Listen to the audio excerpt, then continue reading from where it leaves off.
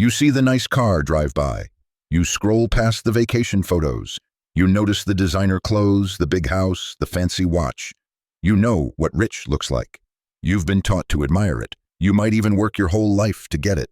But what you're seeing isn't wealth, it's the opposite. Most people assume that having money means spending money, that the goal is to show the world you've made it, but that's not quite right. And the real truth is a trap that keeps millions of people poor, because true wealth isn't what you buy, it's what you don't. Rich is a current income, it's visible. Someone driving a $100,000 car is almost certainly rich. They often go out of their way to make themselves known. But wealth is hidden. It's income you haven't spent.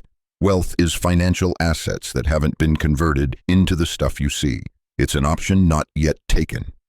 Its value lies in offering you freedom, but that's only half the story. And honestly, what comes next is even stranger, because the pursuit of looking rich is a direct path to being poor. In his book, The Psychology of Money, author Morgan Housel tells the story of a technology executive in Los Angeles.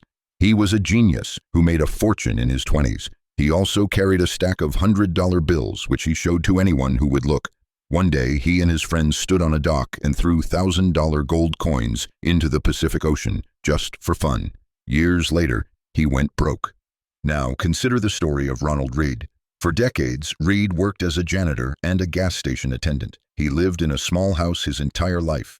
His main hobby was chopping firewood. No one knew he had any money. When he died in 2014, the humble janitor made international headlines. He had a net worth of over $8 million, most of which he left to his local hospital and library.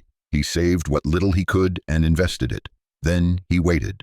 Which raises an uncomfortable question. Why do we chase the visible illusion of the tech executive over the hidden reality of the janitor? The answer is a paradox of the human mind. When you see someone driving a nice car, you rarely think, wow, the person driving that car is cool. Instead, you think, wow, if I had that car, people would think I'm cool. We want respect and admiration from other people, and we think having expensive stuff will bring it. But it almost never does. People don't admire you, they admire your possessions, and they use your stuff as a benchmark for their own desire to be liked and admired. It's a chase with no end, a battle that can never be won. The only way to win is to not play. But there's another layer to this, and it might be the strangest part of all. Wealth gives you something that looking rich never can. Freedom. The ability to do what you want, when you want, with who you want, for as long as you want, is priceless. That is the highest dividend money pays. A small amount of wealth means taking a sick day without worrying about rent. A bit more means having the ability to change careers. More still means retiring when you decide to, not when you're forced to. Wealth isn't a number. It's a feeling of control over your own time. So here's the trap that's been set for you. You've been taught that wealth is something you see. But what you see is just rich, a high income being spent. True wealth is hidden. It's the money you don't spend. You chase possessions to get admiration from others. But people don't admire you, they admire your stuff and use it to fuel their own desires. It's a fundamental misunderstanding of what money is for.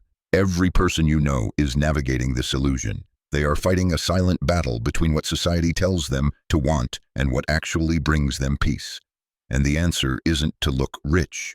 It's to be wealthy, not in things, but in options. Because the greatest material possession is the one you don't need, the freedom to live life on your own terms.